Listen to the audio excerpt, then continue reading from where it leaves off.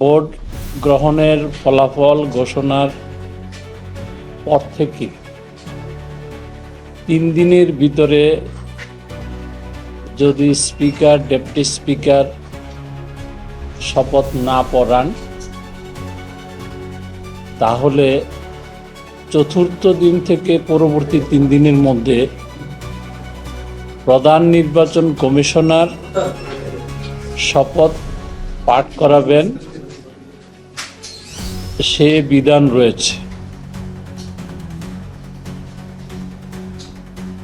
আরও যে আইনগত বিষয়গুলো রয়েছে সেগুলোর ব্যাখ্যা বিশ্লেষণ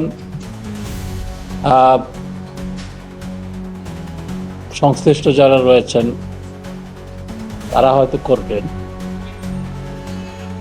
তবে এর বাইরে এর বেশি কিছু বলার আমার পক্ষে এই মুহূর্তে সম্ভব নয়।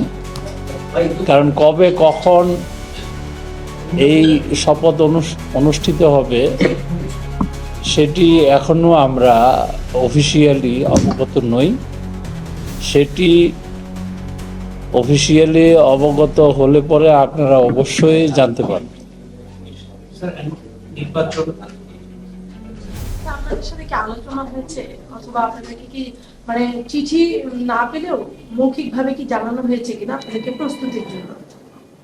এখন বিষয়টি হচ্ছে সরকারের সাথে আমাদের নির্বাচন কমিশন সচিবালয়ের প্রশাসনিক যে যোগাযোগগুলো হয়ে থাকে,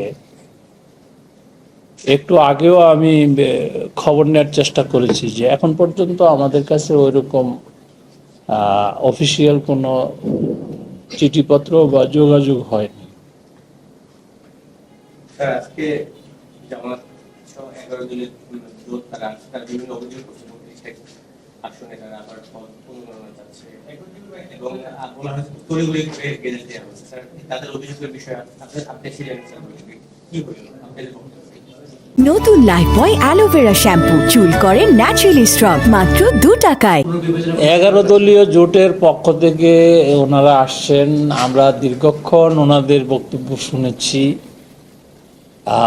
ওনাদের বক্তব্য অনুযায়ী কিছু সমস্যার কথা ওনারা উল্লেখ করেছেন। আর আপনি যে প্রশ্নটি করেছেন যে তড়িঘড়ি করে ফলাফল ঘোষণা, গেজেট প্রকাশ, বিষয়টি তড়িঘড়ির তো কোনো প্রশ্নই আসে না। নিয়মের ভিতরে নিয়ম অনুযায়ী আমরা তো এবার চেষ্টা করেছি এই প্রযুক্তির যুগে আরো স্মার্টলি কিভাবে জনগণের কাছে বিশ্বাসযোগ্যতা অর্জন করা যায়, সেই ব্যবস্থাগুলো আমরা নিয়ে রেখেছিলাম। সেই ক্ষেত্রে গেজেট প্রকাশের যে সময়কাল, এটি তো আমরা আরো আশাবাদী ছিলাম যে আরো আগে যদি দেয়া যেত ভালো হতো। তা আমাদের টিম, আমাদের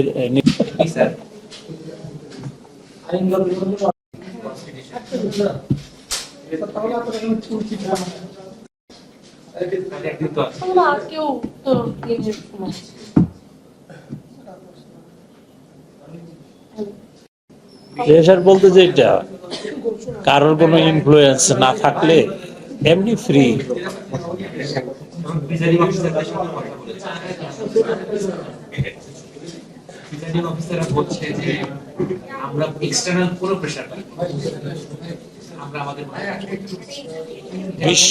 বিশ্বাস করেন বা না করেন, একটা চুল পরিমাণ কেউ বলে না যে আমাকে এটা করে দিতে হবে, ওইটা করে দিতে হবে। এবং আমরা আকারে ইঙ্গিতেও যে কারোর পক্ষে যাক বিপক্ষে যাক কোনো মন্তব্য কমেন্টস করি। আমি তো গত শিডিউল ডিক্লেয়ারের পর থেকে প্রায় প্রতিদিন 8 জন ডিভিশনাল কমিশনার, 10 জন রিজিওনাল ইলেকশন অফিসার, ওদেরকে নিয়ে আমি এই যে অনলাইনে কথা বলছি। যখনই যেখানে যে প্রবলেমটা হবে, আপনাদের সাথে কি আলোচনা হয়েছে, অথবা আপনাদেরকে কি মানে চিঠি না পেলেও মৌখিকভাবে কি জানানো হয়েছে কিনা আপনাদেরকে প্রস্তুতির জন্য? এখন বিষয়টি হচ্ছে সরকারের সাথে আমাদের নির্বাচন কমিশন সচিবালয়ের প্রশাসনিক যে যোগাযোগগুলো হয়ে থাকে, একটু আগেও আমি খবর নেওয়ার চেষ্টা করেছি যে এখন পর্যন্ত আমাদের কাছে ওইরকম অফিসিয়াল কোনো চিঠিপত্র বা যোগাযোগ হয়নি।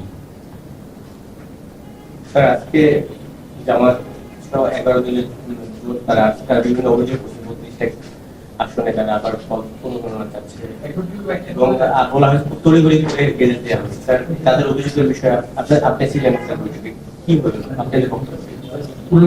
11 দলীয় জোটের পক্ষ থেকে ওনারা আসছেন, আমরা দীর্ঘক্ষণ ওনাদের বক্তব্য শুনেছি। ওনাদের বক্তব্য অনুযায়ী কিছু সমস্যার কথা ওনারা উল্লেখ করেছেন। আর আপনি যে প্রশ্নটি করেছেন যে তড়িঘড়ি করে ফলাফল ঘোষণা, গেজেট প্রকাশ, হ্যাঁ, তো বিষয়টি তড়িঘড়ির তো কোনো প্রশ্নই আসে না। নিয়মের ভিতরে নিয়ম অনুযায়ী আমরা তো এবার চেষ্টা করেছি এই প্রযুক্তির যুগে আরো স্মার্টলি কিভাবে জনগণের কাছে বিশ্বাসযোগ্যতা অর্জন করা যায় সেই ব্যবস্থাগুলো আমরা নিয়ে রেখেছিলাম। সেই ক্ষেত্রে গেজেট প্রকাশের যে সময়কাল, এটি তো আমরা আরো আশাবাদী ছিলাম যে আরো আগে যদি দেয়া যেত ভালো হতো।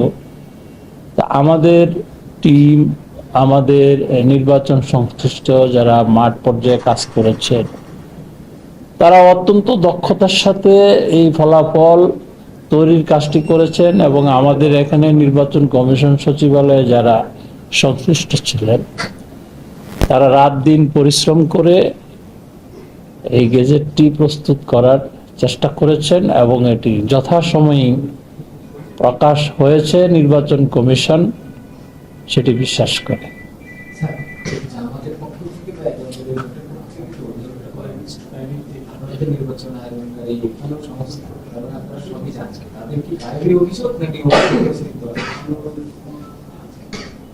আপনার যে প্রশ্ন, এই প্রশ্নের বিষয়টা অনেকটা রাজনৈতিক হিসাবে আমার মনে হয় মন্তব্য করা ঠিক হবে না।